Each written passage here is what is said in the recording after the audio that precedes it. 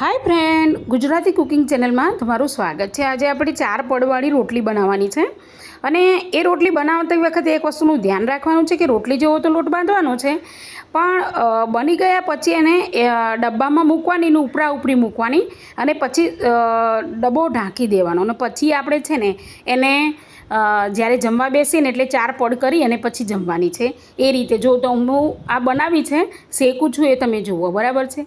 જો એ આમ બનાવતા બનાવતા 4 પડ ખુલી જાય છે, એટલે એ 4 પડ છે ને એ સરસ રીતે બને છે, પણ એની સિસ્ટમ છે, એ સિસ્ટમથી આપણે બનાવીએ ને તો સરસ મજાની આવી રોટલી, અને રોજ સામાન્ય રોટલી તો ખાતા જ હોઈએ છીએ, પણ આવું અલગ કંઈક ટ્રાય કરીએ ને તો ખૂબ મજા આવે। તો વિડીયો સારો લાગે તો સબસ્ક્રાઈબ કરવાનું ના ભૂલતા પ્લીઝ, અને કોમેન્ટમાં જણાવજો કે તમને મારી આ નવી રેસીપી કેવી લાગી।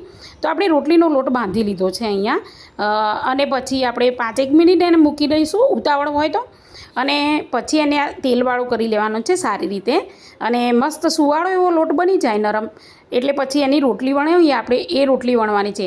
પણ હંમેશા આપણે રોટલી પાતળી વણતા હોય, પણ આ રોટલી છે ને થોડી જાડી વણવાની છે, એનું ગુલ્લું થોડું મોટું કરવાનું, અને આ રીતે આપણે રોટલી વણીએ છીએ એ રીતે જ વણી લેવાની છે। હવે અહીંયા મેં શું કર્યું છે, એક નાની વાટકી લીધી છે અને એના માપસરથી જ બધી પૂરી જેવી એનો આકાર કરી લીધો છે, બરાબર છે। તો આ રીતે આપણે 4 આકાર કરી લેવાના છે, અને નાની બાટકી લેવાની જેથી કરીને રોટલીમાં 4 પડ બની શકે, બરાબર છે। અને રોટલી હંમેશા જાડી બનાવવાની, ફરી વખત તમને યાદ કરાવું છું।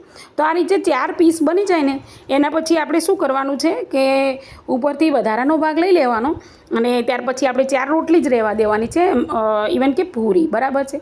પછી આ રીતે એમાં થોડું થોડું ઘી લગાવવાનું છે, અને ઘી ગરમ નથી કરવાનું, આપણે થીજેલું જ ઘી લગાવવાનું છે, રોટલીમાં લગાવીએ છીએ એ રીતે। તો આ રીતે બધીમાં મેં લગાવી દીધું છે, બરાબર છે। હવે હાથથી આપણે એને સારી રીતે એને ફેલાવી દઈશું, તો સરસ મજાનું આ રીતે ફેલાવી દેવાનું છે। અને ત્યાર પછી આ રોટલી કેવી રીતે ગોઠવવી એ ખાસ ટ્રીક છે, અને ગોઠવ્યા પછી એને વણવાની તો કેવી રીતે વણવી એ છે, બાકી શેકતા તો બધાને આવડે છે, જેવી રીતે કે પરાઠા શેકીએ છીએ, બરાબર છે। તો આ રીતે આપણે એને કરી લીધી છે। હવે આપણે એક કેવી રીતે મૂકવાની છે કે નીચેનો ભાગ છે ને, જો નીચેનો ભાગ ઉપર આવે એના પૂરીના ઉપર એ રીતે ગોઠવવાની છે, આ ખાસ રીત ધ્યાન રાખજો, બરાબર છે। હવે બીજી પૂરી છે એ પણ આપણે એવી રીતે જ મૂકીશું કે નીચેનો ભાગ ગીવાળો નથી થયો એટલે આપણે એની ઉપર મૂકી અને પ્રેસ કરીશું એટલે ગીવાળો થઈ જશે, અને આ છેલ્લી રોટલી છે તો એને આપણે ઉલટી કરી દેવાની છે, બરાબર છે। કારણ કે આનો ઉપરનો ભાગ છે ને એ વણાશે એટલે ચીકણું કરવાની કંઈ જરૂર નથી, એનું પડ આવી જ જશે। હવે આ રીતે એક થક્કીમાં થઈ જાય ને એના પછી બધું સારી રીતે આપણે હાથથી આ રીતે પ્રેસ કરી લેવાનું બધી બાજુથી, જેથી પ્રેસ કરશો ને એટલે શું છે કે આપણને રોટલી સારી વણતા ફાવે। તો આ રીતે પ્રેસ થઈ ગયું છે। હવે આપણે રોટલી વણતા હોય એ રીતે જેને આપણે કોરા લોટવાળી કરી અને વણવાની છે। હવે વણતી વખતે એક વસ્તુનું અહીંયા શું ધ્યાન રાખવાનું છે કે હલકા હાથે વણવાની, અને થોડી જાડી રાખવાની, પાતળી નહીં કરી દેવાની, જાડી રાખવાની, અને ત્યાર પછી આપણે એને પરાઠા શેકીએ ને એ રીતે આપણે તેલ લગાવી અને સરસ મજાની એને શેકી લઈશું। તો આ રીતે મેં નાખી છે।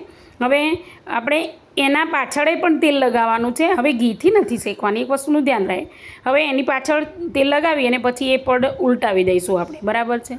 તો અને આ વસ્તુ કરતી વખતે ગેસની ફ્લેમ મીડિયમ રાખવાની છે, અને આ રીતે ઉલટી કરી દઈશું। હવે ઘણીવાર શું થાય છે, આ કરીએ ને એટલે ગેસની ફ્લેમ ધીમી રાખવાનું એટલા માટે કે ફટાફટ કરીશું ને તો એના પડ બનતા છૂટી જાય છે। તો આ રીતે જો તમને હું નજીકથી બતાવું, જો આમ આ રીતે આપણે ઉઠલાવી અને રોટલી બનાવવાની છે, શેકવાની છે, જેથી કરીને બેસ્ટ એવી રોટલી, જો એક પાસું એનું શેકાઈ ગયું છે, જો એમ ફૂલે ને એટલે તરત એનું પડ ખુલવા લાગે છે, પણ ઠંડી કરીને ખોલવાની જેથી આખી નીકળે, એ વસ્તુનું ખાસ ધ્યાન રાખે।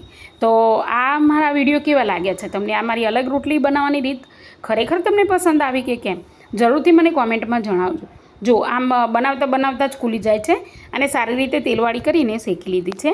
તો આ રીતે બધી રોટલી બનાવવાની, ડબ્બામાં ભરી લેવાની, અને જમવાના ટાઈમે એને કરી લઈશું। તો ફરીથી મળીશું નવી વાનગી સાથે, બાય।